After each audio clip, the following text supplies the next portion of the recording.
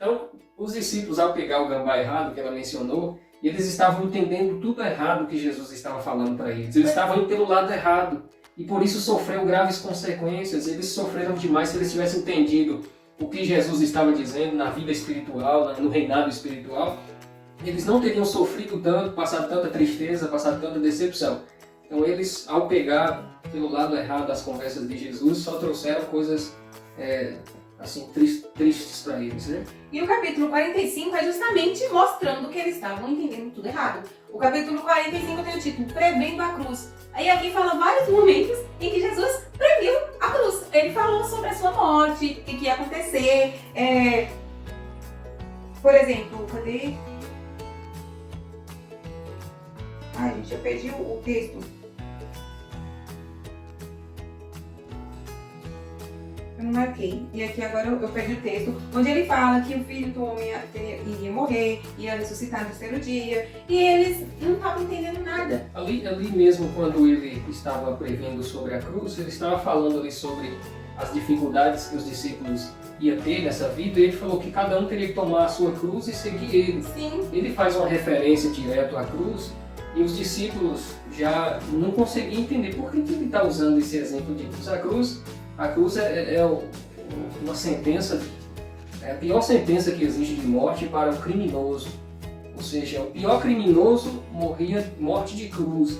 E Jesus agora está usando esse nome de cruz, que é usada só para criminoso, para dizer que nós temos que carregar ela. Ou seja, eles ficaram perdidão sem entender. Mas Jesus já estava dizendo para eles, preparando a mente deles sobre essa história de cruz, para quando eles verem o mestre morrer numa cruz, eles já fizessem uma ligação com o que Jesus já vinha falando, né? E aí foi nesse contexto que ele pergunta quem é que... ele pergunta, e vocês? Não, primeiro ele pergunta, quem os homens dizem que o filho do homem é? Isso. E aí eles falam logo a verdade, que as pessoas achavam que ele era. Nessas respostas aí, eles já ficaram assim, eles já entenderam que ninguém reconhecia Jesus como Messias. Então, alguns dizem que é uma coisa, outros dizem que é outra coisa, mas aí eles caem na real e entendem assim, poxa, Jesus é o Messias, é o Filho de Deus, mas o que o povo fala por aí não tem nada a ver com o que ele é. E Pedro foi logo e falou, eu vou falar logo o que eu penso. O Senhor é o Cristo, é o Filho do Deus vivo. Ele pergunta primeiro, quem os homens dizem que é? E aí eles contam. E aí depois eles falam, e vocês? Quem vocês dizem que eu sou? Aí Pedro vai e responde, tu és o Cristo, o Filho do Deus vivo. Nesse momento até usado por Deus, né? Nenhum dos outros teve coragem de dizer isso. Alguns ainda estavam na mente que Jesus ia ser o rei de Israel, que ia ter um rei ter um reinado aqui terreno, né? E eles não tiveram coragem de assumir isso. Mas Pedro foi logo direto e falou, o Senhor é o Cristo, é o Filho do Deus Altíssimo e tal. E Jesus falou, você acertou. E só porque você falou dessa forma, você é Pedro. E o seu significado é pedra. E sobre esta pedra eu edificarei a minha igreja. Jesus agora fala com Pedro de pedra. E quando ele fala sobre esta pedra, ele dizendo sobre ele, né? Ele não está dizendo sobre Pedro mais, né? Como se ele estivesse falando, você é pedra e eu também sou pedra. E sobre mim eu vou edificar uma igreja. E interessante é que depois que fala você é o Cristo, mas então Jesus começa a falar, aí agora eu achei, ele começa a falar sobre os seus sofrimentos. Ó, desde aquele momento Jesus começou a explicar aos seus discípulos que era necessário que ele fosse para Jerusalém e que sofresse muitas coisas nas mãos dos líderes religiosos, dos chefes dos sacerdotes, dos mestres da lei, e que fosse morto e que ressuscitasse no terceiro dia. Ele deixou tudo muito claro, ele falou tudo para eles. E aí, Pedro, que acabou de reconhecer que Jesus era filho do Deus Altíssimo, ele chega para Jesus e fala assim, nunca, Senhor, jamais isso vai acontecer com você, tipo, de você morrer, nunca a gente vai deixar isso acontecer. E aí, Jesus fala palavras duras para Pedro naquele momento. Ele chega para Pedro e fala assim, afaste-se de mim, Satanás. E Pedro estava assim, ali. Pedro tinha recebido um elogio há pouco tempo, porque assumiu que Jesus é o Filho de Deus. Agora, em seguida, ele na euforia, naquela vontade de estar ali agradando Jesus, acaba falando uma coisa que não foi iluminado por Deus, né? Pelo próprio diabo, né? Que estava tentando atrapalhar os planos de Jesus. E Jesus vê isso, que ele chega e fala como se estivesse falando com Satanás. Agora sai que eu quero falar com Pedro. Como se fosse o próprio Satanás que tivesse falado ali através de Pedro. Aquelas palavras para tentar desanimar Jesus da sua própria missão.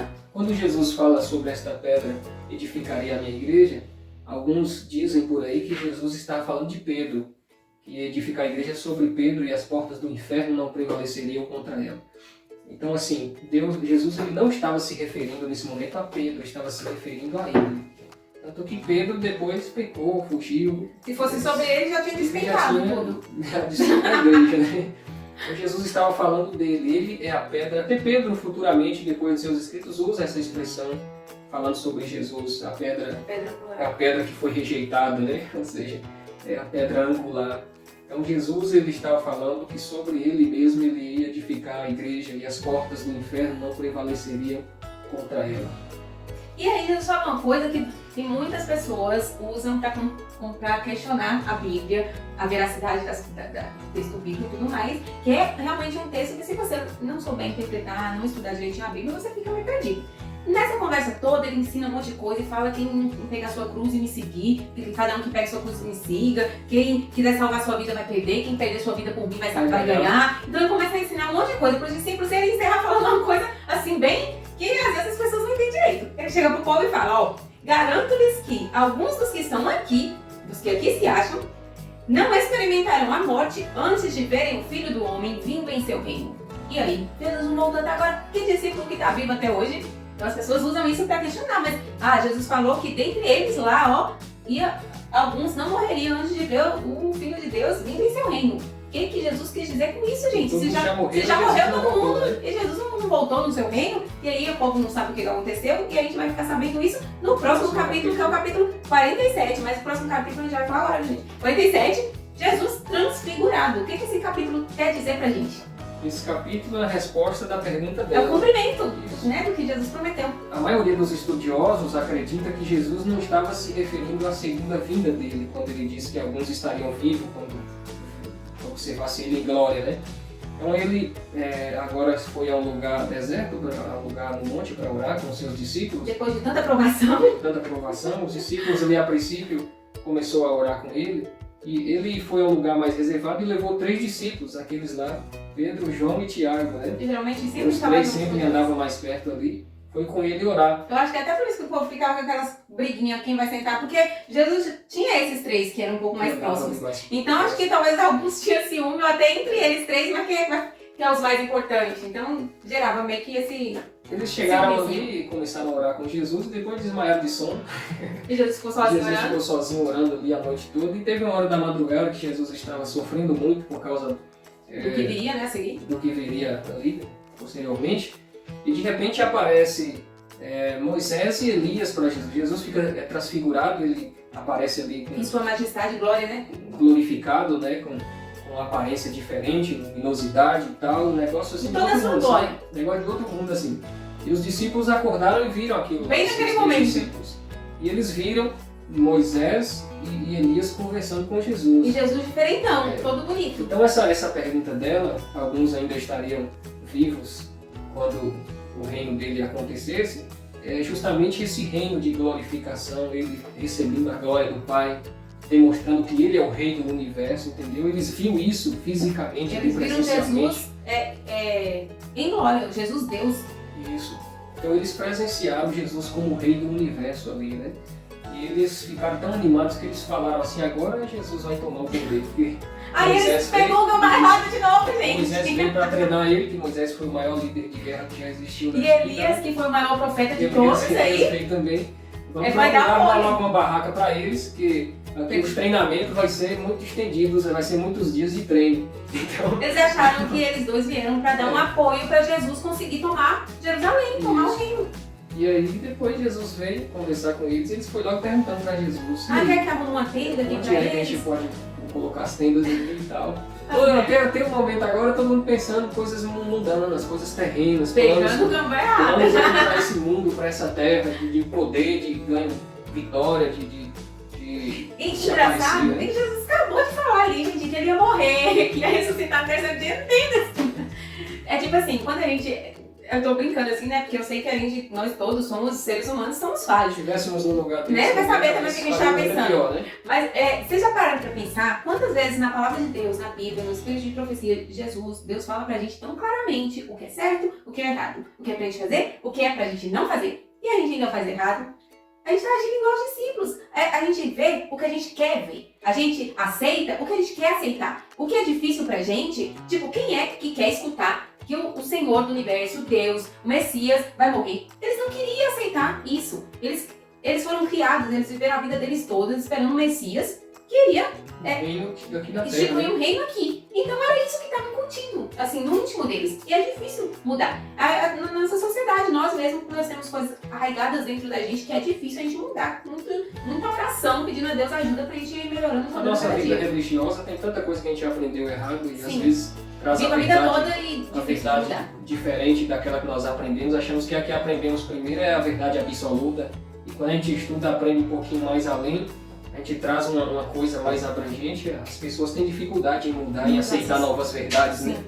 E era o que estava acontecendo aqui com os discípulos. Falta mais ainda? Estamos chegando, oh meu Deus, esse vídeo vai ficar gigante. Gente, então, passou esse momento, aí depois eles caíram no sono, a conversa demorou entre Moisés, Elias e Jesus. Como acho que eles achavam que Moisés e Elias iam ficar por ali, eles nem se preocuparam muito em perder eles, né? Porque, tipo, eles vão vir agora para ajudar a gente. E aí, Jesus lá conversando com Elias e Moisés, os outros acabaram caindo no sono de novo. E aí foi quando Jesus depois, Elias e Moisés foram embora, Jesus veio, acordou os discípulos, falou que é na hora da gente descer. Acho que eles entenderam, cadê Moisés, cadê Elias?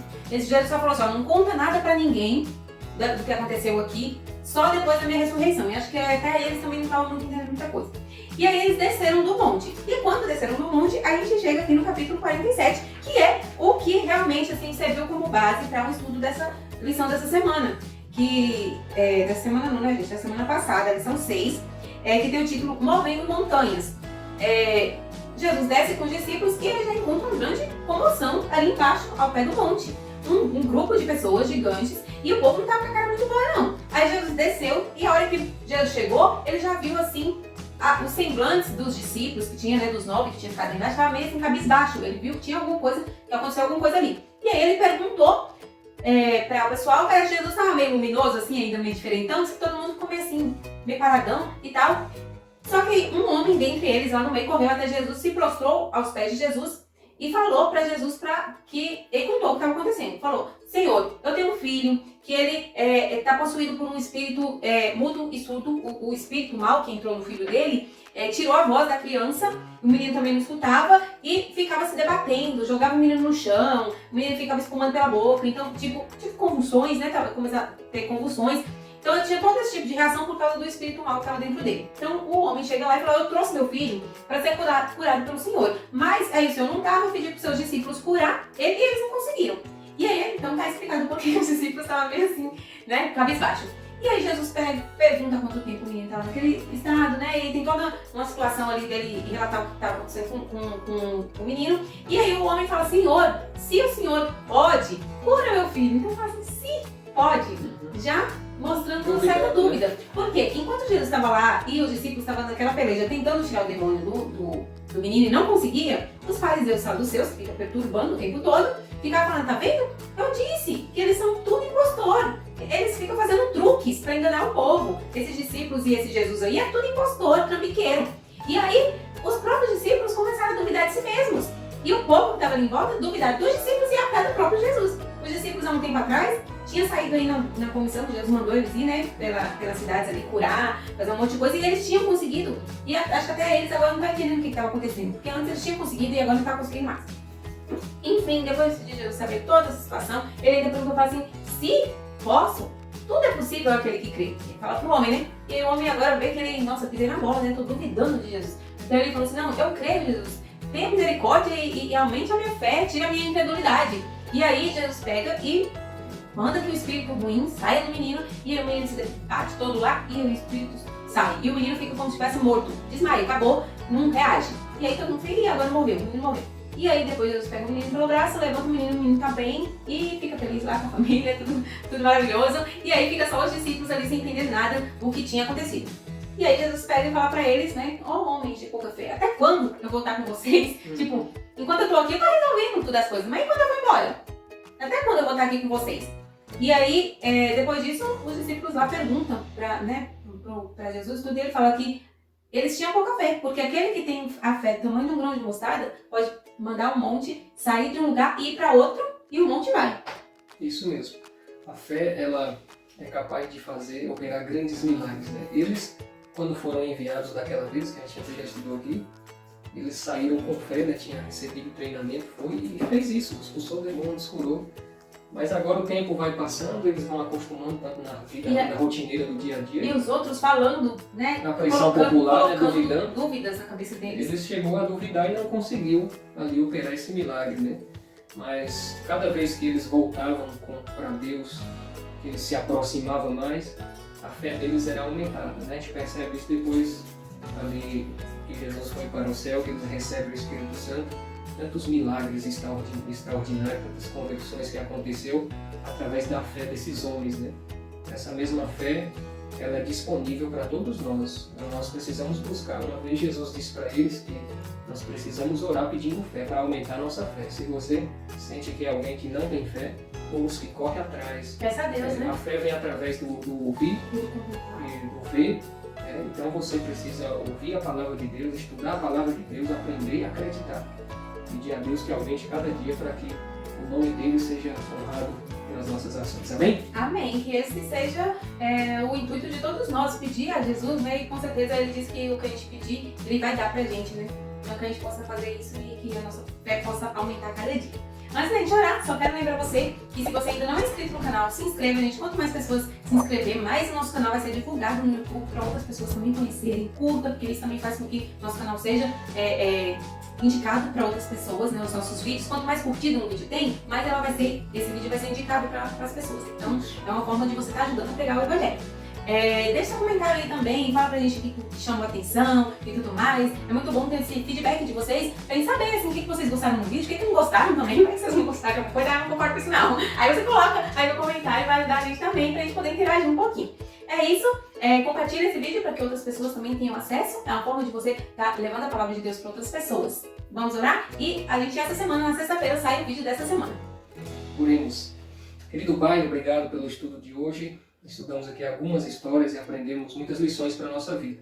Continue nos ajudando a exercitar nossa fé, para que o Teu nome seja honrado e glorificado por onde passarmos. É o que eu te peço em nome de Jesus. Amém. É isso aí, gente. Até a próxima. Beijo, beijo. Valeu, gente. Um abraço a todos e até a próxima.